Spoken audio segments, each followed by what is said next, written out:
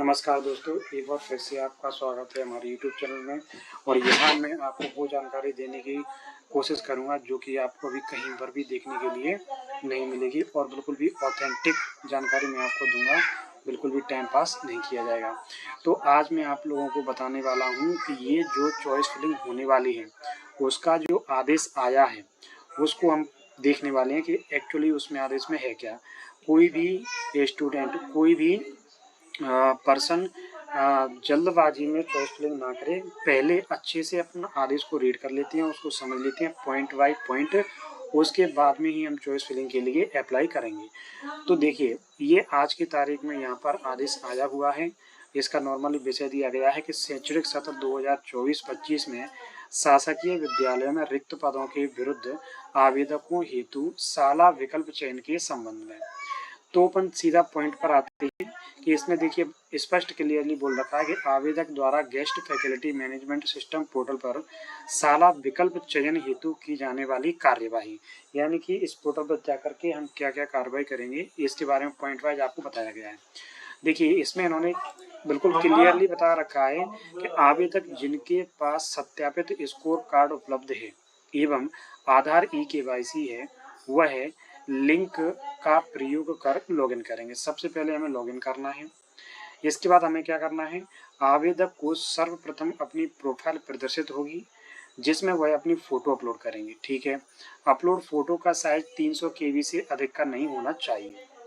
आवेदक guest faculty counselling option का चयन कर व्यू माई वैकेंसी ऑप्शन के माध्यम से आवेदक के स्कोर कार्ड में उपलब्ध पैनल के आधार पर रिक्तियों की जानकारी प्राप्त कर सकेंगे।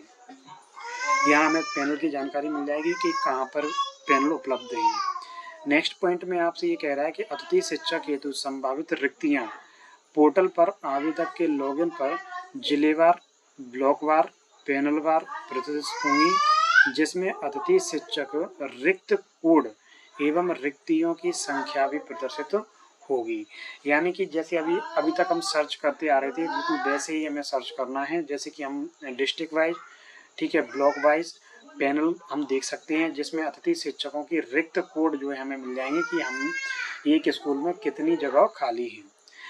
और इसके बाद नेक्स्ट पॉइंट में आपको बताया गया है कि आवेदक शाला विकल्प चयन करने हेतु अतिथि शिक्षक रिक्त कोड को दर्ज करेंगे। तो हमें क्या करना है, यहाँ से जो रिक्त कोड मिलेगा उसको हमें क्या करना है, नोट डाउन करना है। रिक्त कोड की जानकारी दर्ज करने के उपरांत विद्यालय एवं संबंधित रिक्त के पैनल की जानकारी प्रदर्शित होगी कि यहाँ पर पैनल उपलब्ध है या नहीं। लास्ट पॉइंट में आपको बताया गया है कि शाला विकल्प चयन करने हेतु आवेदकों को विकल्प चयन हेतु कोई सीमा निर्धारित नहीं है। शाला विकल्प चयन हेतु आवेदकों को विकल्प चयन हेतु कोई सीमा निर्धारित नहीं है, अतः आवेदक अधिक से अधिक संख्या में शाला विकल्प का चयन करेंगे। आप ये बात मान करके चलिए कि अतिथियों के लिए ये वरदान साबित हो गया है कि एक तो आपको ऑनलाइन प्रोसेस दी गई है और उसमें भी आपको प्लस पॉइंट दे दिया गया है कि आप जो है अधिक से अधिक संख्या में शाला का विकल्प का चयन कर सकते हो।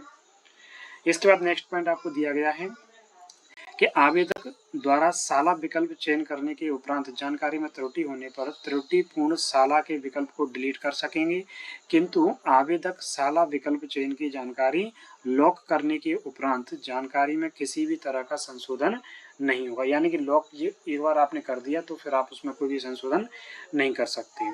शाला विकल्प चयन की कार्यवाही सावधानी पूर्वक करें। जानकारी एक बार लॉक होने के उपरांत किसी भी प्रकार का संशोधन नहीं किया जाएगा। यदि किसी आवेदक का एक से अधिक पैनल में स्कोर कार्ड है तो वह समस्त पैनल में शाला विकल्प का चयन कर सकेंगे। पैनल सह शाला की प्राथमिकता के आधार पर शाला आवंटन होगा। यदि किसी आवेदक का score card panel SS1, SS2, SS3 तीनों का है तो वह आवेदक जिस पैनल में जिस स्कूल को प्राथमिकता देना चाहता है उसी क्रम में शाला विकल्प का चयन करें। उदाहरण के लिए, किसी आवेदक का SS2 का एक स्कूल पहली प्राथमिकता है तथा SS1 का वन स्कूल दूसरी प्राथमिकता के रूप में चयन कर सकता है। पैनल के साथ रिक्तियों का क्रम आवेदक को निर्धारित करना होगा। विद्यालय आवंटन संबंधित के द्वारा दी गई शालाओं की प्राथमिकता के क्रम में होगा, अर्थात जिस शाला का पोर्टल रिक्त कोड प्राथमिकता क्रम में दर्ज करे वही पैनल एवं रिक्त मेरिट क्रम में आवंटित होंगे। आवेदक द्वारा शाला विकल्प चयन की जानकारी दर्ज करने के उपरांत सबमिट एंड लॉक करेंगे। सामान्य निर्देश आपको दिए गए हैं इसमें कुछ, तो सामान्य निर्देश में देख लेते हैं क्या क्या बताया गया है आपको। आवेदक का किसी एक पैनल में विद्यालय आवंटन होने पर दूसरे पैनल में विद्यालय आवंटन नहीं होगा। आवेदकों को यह सूचित किया जाता है कि वे अपनी सुविधा के अनुसार रिक्तियों को पृथक से कागज पर लिख लें, ठीक है, जो कि हमने पहले कर लिया है, एवं प्राथमिकता क्रम निर्धारित करने के उपरांत ही प्रविष्ट करें। जैसे जैसे विद्यालय की प्रविष्टि करेंगे उसी के अनुसार प्राथमिकता निर्धारित होती जाएगी। यानी कि जो आप पहले चूज करोगे उसको ही प्राथमिकता दी जाएगी और जो आप लास्ट में करोगे उसको लास्ट में प्राथमिकता दी जाएगी।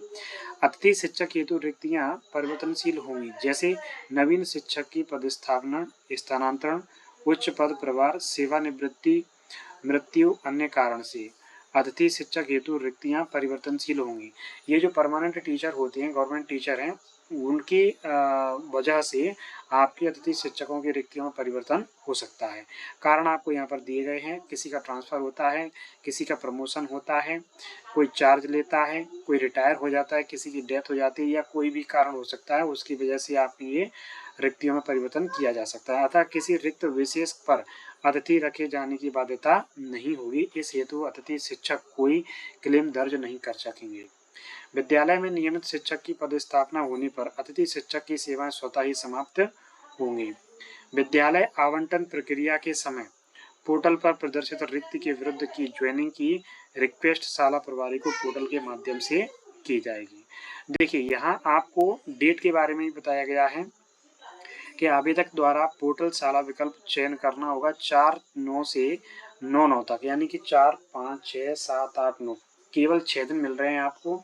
इसके बाद शाला विकल्प चयन के उपरांत मेरिट के आधार पर आवेदकों को विद्यालय का आवंटन किया जाएगा 10 तारीख को।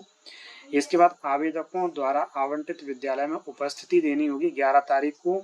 शाला प्रभारी पोर्टल पर ज्वाइन किए अतिथि शिक्षक का प्रमाणीकरण देंगे 11 तारीख से 14 तारीख तक। यानी कि दोस्तों ये बहुत फास्ट प्रोसेस इन्होंने कर रखा है। 4 तारीख को प्रोसेस स्टार्ट हो रही है और 14 तारीख को प्रोसेस क्या हो रही है, इसकी खत्म हो रही है। तो केवल आपका 10 दिन में आप अतिथि बन करके तैयार हो जाएंगे।